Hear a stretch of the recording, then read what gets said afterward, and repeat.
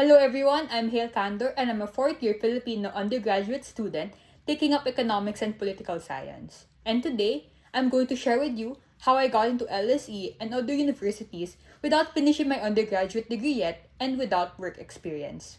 So far, I got into three schools, mainly LSE, CUHK, and TSE. So first, I got accepted to London School of Economics in the UK, and this is ranked top third in the world for social sciences and management based on the QS World Rankings. I got in specifically to the Political Science and Political Economy Master's program. And this program sparked my interest because they had a very strong quantitative and mathematical approach to political economy, and I don't think I was able to find a similar program at different universities. Second, I got into CUHK or Chinese University of Hong Kong, and this is ranked top second in Hong Kong based on the QS World Rankings. And specifically, I got into the Masters in Global Political Economy. I took an interest in this program because it had a very strong Asian focus, hence a very highly contextual approach to political economy. And third, I got into TSE or Taipei School of Economics, which is based in the National Tsinghua University in Taiwan. And this is ranked top 2 in Taiwan based on the QS World Rankings. And luckily, I was also offered a full scholarship plus stipend by the university, so I'm very thankful for that. And just like my previous reason, this program also had a very strong Asian focus and a very highly contextual approach to political economy. So if you need any university-specific application guide, do let me know and comment down below. So now I'll be focused more on LSE from this point onwards. So specifically, I chose LSE apart from the prestige and the ranking because there's a variety of economics programs to choose from. Like, if you're an undergraduate taking up economics, I think that you would be also amazed because of the diversity of programs and the diversity of economics fields offered by this university. So it was very difficult for me to pick like which program I wanted to apply for because you could only pick two, but there are so many interesting fields. So examples of these would be economy and society, local economic development, and political economy of late development. So after a lot of reflecting and all, I decided that I will take up political economy. And the respective program for that is political science and political economy. And it had a very quantitative approach, strongly mathematical and game theoretic, hence I chose the program. And I chose LSE.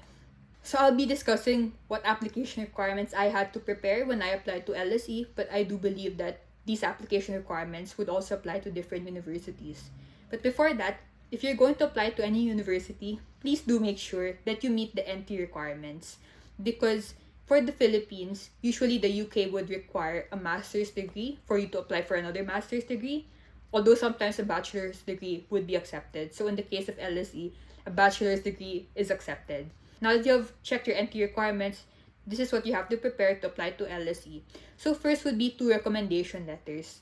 Now I would suggest that you ask professors who taught you in the relevant subject area. So in my case, I had my economics professor and my political science professor recommend me. So the second thing you have to prepare would be your statement of academic purpose. Now if you're like me, who applied to different universities and different programs, my suggestion is you tailor fit each statement to the program and to the university. So in short, don't just copy and paste one statement and then just change your university name.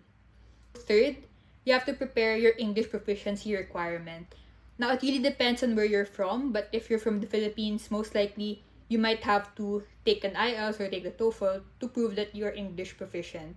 So in my case, I did not submit immediately my English proficiency exam.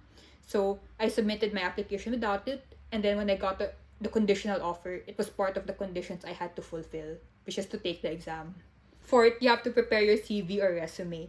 Now, I would suggest that you focus more on your academic achievements. So if you have academic awards, honors, research engagements, research publications, I would highly suggest that you focus on that. So fifth, you have to prepare your academic transcripts. So it's not really just your undergraduate transcript, but also your exchange programs during your undergraduate degree if you have. Now in my case, my transcript wasn't complete yet because I still had 2 terms remaining to complete my undergraduate degree. So I submitted my incomplete transcript, which is fine. But now it's already part of my conditional offer that I have to submit the complete transcript. So how did I find out that I got into LSE? Well, it's a funny story actually because when I received the email, it was early in the morning in the US And I really couldn't get a hint of whether I got in or no, just based on the email. Like, nothing was specifically mentioned regarding the decision on the subject or on the first few lines of the email. And of course, I was a bit anxious. So I told my brother to check it for me, and I told him to tell me at the time he thinks is the right time. But so he did check it, but instead of telling me at the right time, what he did was he told me that he knows. And he asked me if I was ready to know. Of course, I wasn't ready to know. So for the rest of the day, while we were in the mall, I was just observing him. Like, I was looking at his body gestures, his body language, his facial expression, just to get the hint of whether I got in or not. It was really funny, but also exhausting.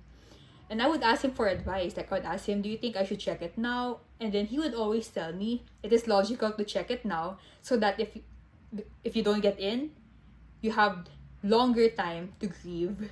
If you don't get in, you could buy something for yourself at the mall to make yourself feel better. The logic and the advice was spot on. And after, reflecting and mustering up the courage, I decided to check it with him. So that same night, I checked it with him. And that's when I found out I got in. And after a lot of reflection and deep thinking, I realized that this wouldn't really be possible without the help of so many people, from my family, to my friends, to my professors, especially to the professors who recommended me. My heart is full because I know that without your help and support, this wouldn't be possible.